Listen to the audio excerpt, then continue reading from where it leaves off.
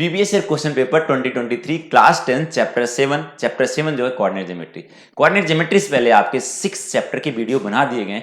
अगर आपने नहीं देखा है उनको प्लेलिस्ट में जाइए और एक एक चैप्टर की वीडियो देखिए। बहुत ही सिंपल और आसान कॉन्सेप्ट के साथ समझाया गया है और आपको बहुत ही मजा आने वाला है। चलते हैं आज के क्वेश्चन की तरफ। Hello everyone, welcome to Challenger Classes. Channel पे नए हैं तो चैनल को सब्सक्राइब करना ना भूलें।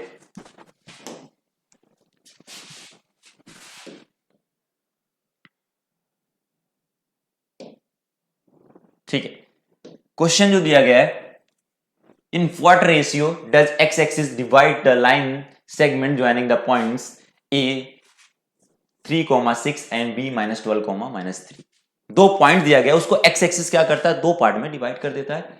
और जब दो पार्ट में डिवाइड करता है, मैंने ऐसे बना दिया इसको। ठीक है, ये ध्यान दीजिए, इधर ये x एक्सिस और y एक्सिस मैंने बना दिया। x एक्सिस है, y एक्सिस है,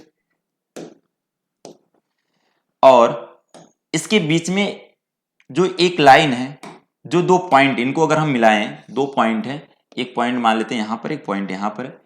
जो पॉइंट की वैल्यू ए पॉइंट है और बी पॉइंट है और ए की दिया हुआ एक फिगर, बस मैं आपको इमेजिनेशन के लिए बनाता हूं, -12 -3।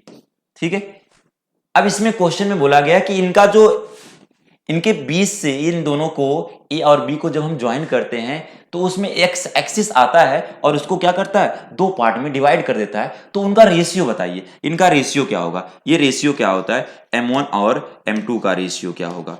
ठीक है, ये वाला पॉइंट सबसे पहले ही बेहतरीन चीज इसमें क्या है कि आप जब भी एक्स एक्सिस या वाई एक्सिस पे अगर बोला जा रहा है कि ये इसको दो पार्ट में डिवाइड करता है या दो रेशियो में डिवाइड करता है, तो उसके हिसाब से अगर आप सोचोगे तो क्या हो जाएगा।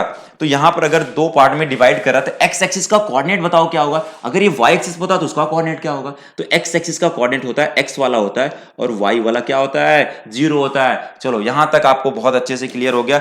अब बात करते हैं हम आगे, जो बात करने वाले हैं कि एक्स एक्सिस को अब तीन कोऑर्डिनेट की पता चल गया, रेशियो हमें फाइंड करना है। रेशियो फाइंड करने के लिए हमने सेक्शन फॉर्मूले का यूज करने वाले हैं। और सेक्शन फॉर्मूला होता क्या है वो चीज को हम पहले समझ लेते हैं। सेक्शन फॉर्मूला ये होता है आपका, कहीं पर भी दो पॉइंट दिए गए, एक x1 और y1, x1 y1, और एक पॉइंट है x2 y2, x2 y2, और उसके बीच में कोई एक पॉइंट xy है जो इसको दो रेशियो में डिवाइड कर रहा है, m1 और m2। ठीक है, m1 और m2। तो इसका क्या करना है, x की वैल्यू निकालना है। तो m1 का मल्टीप्लाई करो m1 x2 plus m2 x1 upon में m1 प्लस m2।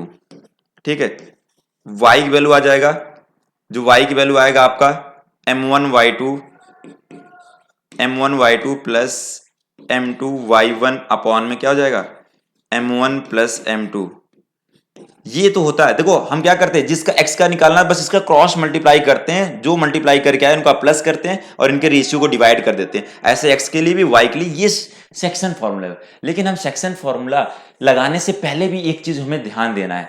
ठीक है, पहले तो आपको क्वेश्चन फिर से एक बार हम रिवाइज कराते हैं। क्वेश्चन में क्या दिया हुआ है कि x एक्सिस जो दो लाइन ए और बी पॉइंट को ज्वाइन कर रहा है उसको एक्स एक्सिस दो रेशियो में डिवाइड कर रहा है, उनका रेशियो बताइए क्या। जब भी एक्स एक्सिस पे डिवाइड करेगा तो उसका कोऑर्डिनेट क्या होगा, x, 0 होगा। ठीक है, अब हमें क्या करना है कि हम उसको वैल्यू लगाएंगे, इन दोनों में से x या y में से कोई एक की निकालेंगे, x का निकालेंगे, y का निकालेंगे। देखो x जिसकी वैल्यू आपको नोन हो, नोन मतलब जानने हो, जिसका नंबर हो, ये वेरिएबल ना हो। ठीक है, वेरिएबल एक्स वाई जेड होता है। तो अगर जीरो जीरो किस में आ रहा है, वाई पे आ रहा है, तो वाई वाला यूज करिए और फटाफट आपका कोऑर्डिनेट मिल जाएगा। तो हमें क्या करना है, यहां से वाई कोऑर्डिनेट निकालना है। अब इसको समझाते हैं हम। ये x1, ये x1 y1 बन गया आपका, ये x1 y1 है, और यहां पर क्या है, x y है, और ये क्या है, x2 y2 है।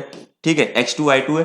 तो ये सारा कोऑर्डिनेट तो मिल गया, m1 और m2 मिल गया। इससे पहले भी एक चीज आपको और जानने की जरूरत है कि सबसे अच्छी चीज क्या है कि जब भी आप रेशियो निकालना है तो रेशियो को m1 और m2 ना मान के इसको क्या मानोगे,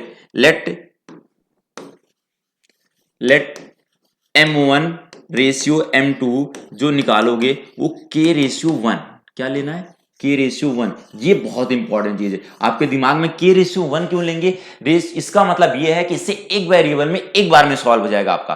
ठीक है, इसको करने के लिए आपको थोड़ा सा कॉम्प्लेक्स मेथड में जाना पड़ेगा, आपको स्टेप बड़ा हो जाएंगे और आपका टाइम टेकिंग हो जाएगा। इसलिए हम m1 और m2 ना मान के उसके जगह क्या मानते हैं? k/1 मानते हैं। इसका मतलब हमें ये भी पता चल गया m1 की वैल्यू k आ गया और m2 की वैल्यू क्या आ गया? 1। ठीक है, चलिए सब कुछ तो वैल्यू नोन है। अब यहां से हमने y निकालते हैं, तो यहां पर m1 y2 plus m2 y1 upon में क्या हो जाएगा? m1 plus m2। ठीक है, यहां सारी वैल्यू को पुट करिए। y की वैल्यू क्या दिख रहा है? y की वैल्यू है 0 0। m1 की वैल्यू क्या है? m1 की वैल्यू है k। m1 का मल्टीप्लाई x2 के साथ होगा तो इसका आ जाएगा -12 प्लस m2 का मल्टीप्लाई x, पहले तो गलत कर दिया हमने, y वाला निकाल रहे हैं तो y के साथ मल्टीप्लाई करेंगे यहां पर 12। ठीक है, k का मल्टीप्लाई करेंगे y2 के साथ, y2 का साथ करेंगे तो -3 आ जाएगा प्लस फिर इसके बाद m2 का मल्टीप्लाई करेंगे, m2 का मल्टीप्लाई करेंगे y1 के साथ। m2 का वैल्यू है 1 और मल्टीप्लाई 6 डिवाइड बाई क्या हो जाएगा? k+1। ठीक है, इसको इधर करिए, इधर करेंगे तो आप आएगा तो ये इसको 1 बना लेते, इसका इधर मल्टीप्लाई करेंगे तो 0 हो जाएगा और इधर मल्टीप्लाई करोगे तो -3k प्लस 6 और इसको वैल्यू निकालोगे तो इधर आएगा तो +3k हो जाएगा इक्वल टू 6 और k की वैल्यू कितना हो जाएगा? 6/3। इसको कैंसिल करोगे कितना आ जाएगा? 2। ये आया k की वैल्यू 2 आया। हमने माने क्या थे? हमने जो माने थे m1/m2 जो ले थे हमने k/1 था, तो k की वैल्यू अगर 2 आया और इसको पुट करो और 2/1 इसका आंसर हो जाएगा। कितने आसान लैंग्वेज में समझ में आ गया आपको और कॉन्सेप्ट बहुत अच्छे से क्लियर हुआ होगा आपका।